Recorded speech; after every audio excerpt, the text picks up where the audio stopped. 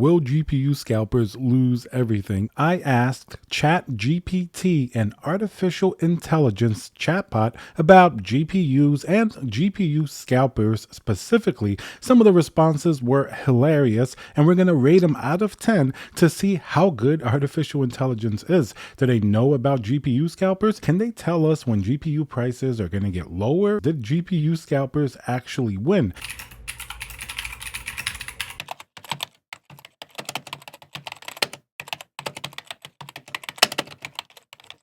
They said that GPU scalpers were a problem with consumers trying to purchase graphics card, and it's hard to tell if they won or not, especially at that particular time.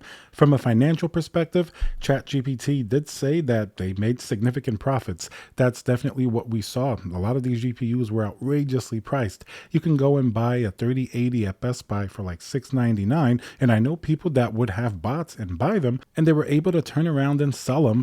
GPU scalpers did win, but then they also said the overall impact of GPU scalpers is complex because it affected gamers and people in different ways, and it made it more difficult for people to actually get GPUs. But I guess if this chatbot could see what's going on now with the 4090, 4080, 4070 Ti, GPU scalpers certainly are not winning any longer. So I'll give that response probably like a 9 out of 10. I think that's pretty accurate considering the time.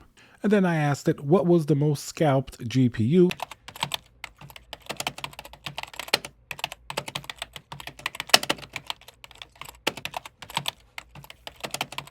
And they answered actually really correctly. The 3090 and the 3080 were, of course, the two probably most scalped GPUs, along with the RTX 3070. These are the ones that people wanted to get, not only for gaming, but of course for cryptocurrency mining. So in this case, I mean, the detail is pretty good. I'll give it probably like a 10 out of 10. Definitely very accurate here. And then here I asked it, what's a fair price for an RTX 3090 GPU?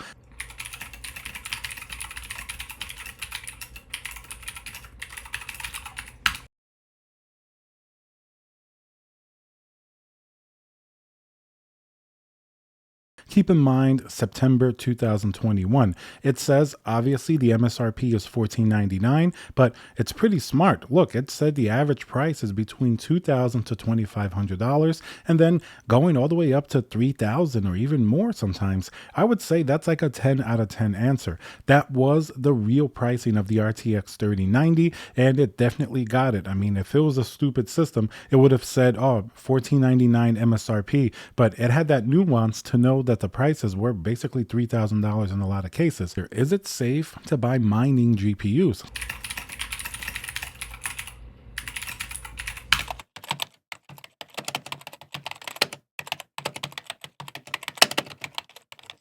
Say obviously you may save some money, maybe not too much depending on the market, by buying a used GPU, and you have to be careful. It also points out the negatives of buying a mining GPU. It doesn't just outright say it's a good or bad idea. It says some GPUs may have been modified, like maybe the BIOS was changed for mining and it's not going to have the same core clock and rates like that as you would on a typical gaming GPU. So that's actually pretty smart that it picks up these little nuances that maybe like a tech person would be aware of. Then I asked it a pretty spicy question. Let's see how deep it can get. I asked it, was the GPU shortage caused by miners? Was it caused by gamers, scalpers?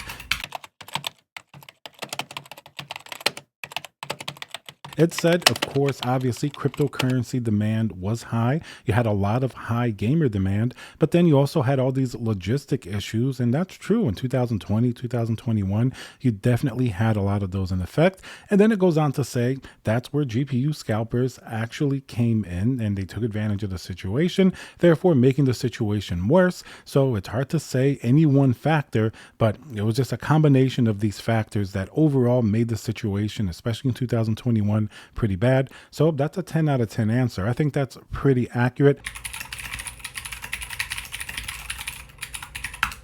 I also asked it who's better, Nvidia or AMD for GPUs. They pointed out that typically Nvidia is going to have DLSS, ray tracing, a lot of things that people are going to want and they're generally at the forefront. But then they also point out that AMD does have some good options for like value to performance, especially in the mid-range. Another 10 out of 10 answer, I think. This definitely depicts exactly what's going on. Of course, we can go into detail about like driver issues on AMD and things like that. But overall, it's true. You're going to get a pretty good bang for your buck at AMD. And if you want the latest and greatest, most likely you want to go towards Nvidia. I then asked it, what's the most future-proof GPU you can buy? And then I think it's a really good answer. If you want to be future-proof, you probably want to buy probably the fastest of that generation and hold on to it. It's going to last longer. They gave the examples of like the 3080, 3090, 6800 XT, 6900 XT.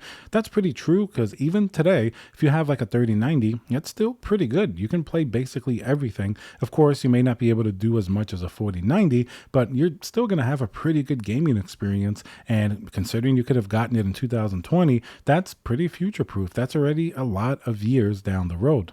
So I would say probably 10 out of 10 answer there once again. And then I ask it, is Nvidia anti-consumer? You can say it is because Nvidia will take advantage of being the best in the market by pricing things really high. But then it also gives a very balanced point, which you don't hear that often. Nvidia could be considered pro-consumer because they're kind of pushing technology at its highest levels with stuff like ray tracing, DLSS.